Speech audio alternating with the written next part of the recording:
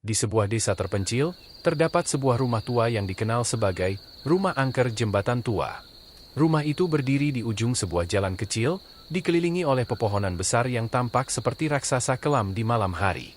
Penduduk desa selalu menghindari rumah itu, terutama setelah matahari terbenam.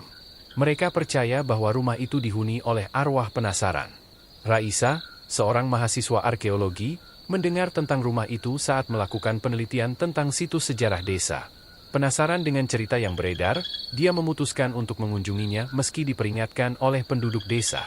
Raisa selalu skeptis terhadap cerita mistis dan percaya bahwa setiap fenomena memiliki penjelasan logis. Hari itu, Raisa membawa kamera dan buku catatannya, melangkah menuju rumah tua. Pintu rumah berderit keras saat ia membukanya.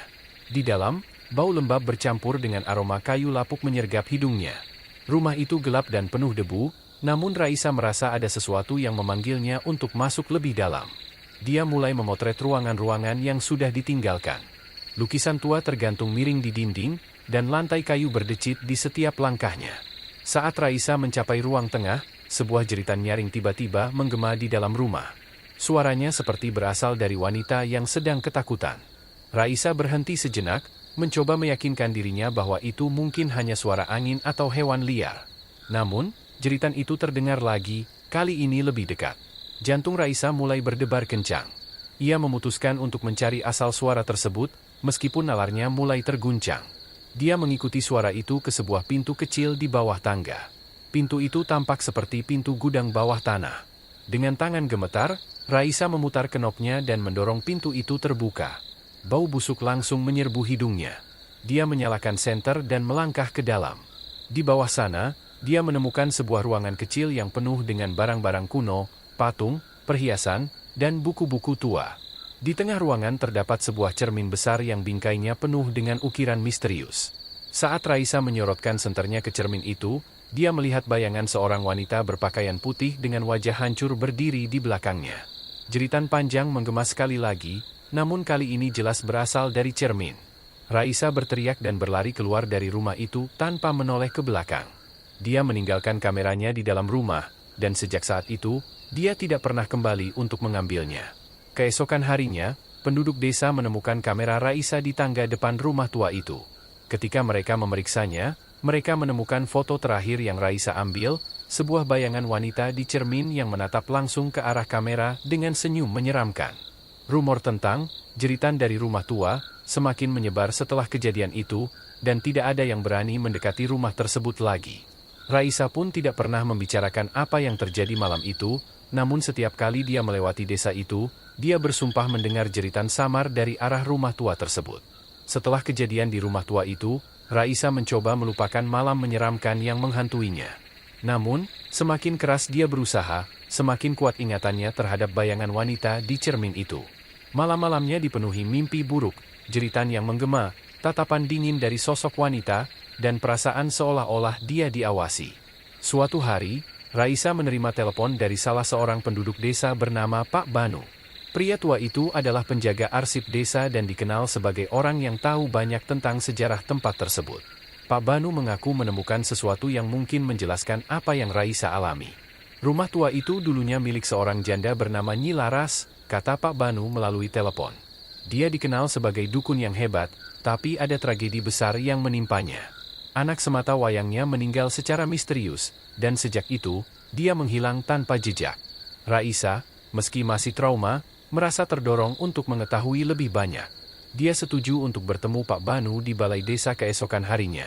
Ketika mereka bertemu, Pak Banu menunjukkan sebuah buku tua berisi catatan dan mantra-mantra yang diduga milik Nyi Laras.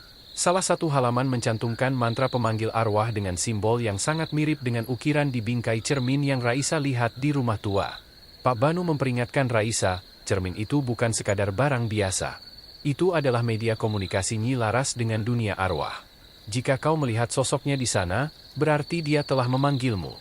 Raisa merasa ngeri mendengar itu. Namun, rasa ingin tahunya mengalahkan ketakutannya. Dia bertanya kepada Pak Banu, apa yang harus aku lakukan untuk menghentikan ini? Aku tidak bisa terus hidup dengan bayangan itu menghantuiku. Pak Banu terdiam sejenak sebelum berkata, ada cara, tapi sangat berisiko. Kau harus kembali ke rumah itu dan menghadapi arwah Nyi Laras. Bawa buku ini dan baca mantra pembebasan di hadapan cermin. Itu akan memutuskan ikatan antara dunia kita dan dunia mereka. Awalnya Raisa ragu, tapi dia tahu bahwa satu-satunya cara untuk mendapatkan kembali kedamaiannya adalah dengan menyelesaikan ini. Bersama Pak Banu, dia kembali ke rumah tua malam itu. Kali ini, mereka membawa lilin, dupa, dan buku catatan Nyi Laras.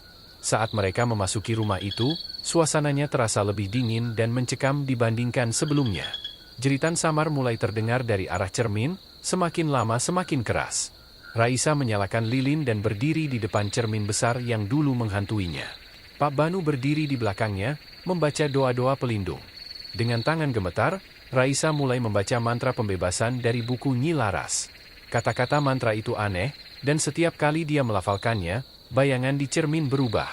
Sosok wanita berpakaian putih itu muncul lagi, kali ini dengan mata merah menyala dan wajah yang dipenuhi luka. Wanita itu mulai mendekati Raisa melalui cermin, seolah-olah berusaha keluar. Ruangan mulai bergetar, lilin-lilin padam, dan jeritan menjadi memekakkan telinga. Raisa tetap membaca mantra meskipun air mata mengalir deras di wajahnya. Pada akhirnya, cahaya terang keluar dari cermin, menerangi seluruh ruangan. Sosok wanita itu lenyap, dan suasana rumah kembali sunyi. Raisa terjatuh ke lantai, tubuhnya lemas. Pak Banu membantu mengangkatnya, dan mereka segera meninggalkan rumah itu. Saat mereka menoleh ke belakang, rumah tua itu terlihat seperti semakin lapuk, seolah-olah kehilangan kekuatannya untuk tetap berdiri. Setelah malam itu, Raisa tidak lagi dihantui oleh mimpi buruk. Rumah tua itu dibiarkan kosong hingga akhirnya runtuh karena termakan waktu. Namun, penduduk desa tetap menghindari lokasi tersebut, percaya bahwa meski jeritannya telah hilang, bayangan masa lalu masih tersisa di tempat itu. Raisa kembali ke kehidupannya, tapi dia tahu bahwa pengalaman itu akan selalu menjadi pengingat baginya tentang batas antara rasa ingin tahu dan keberanian.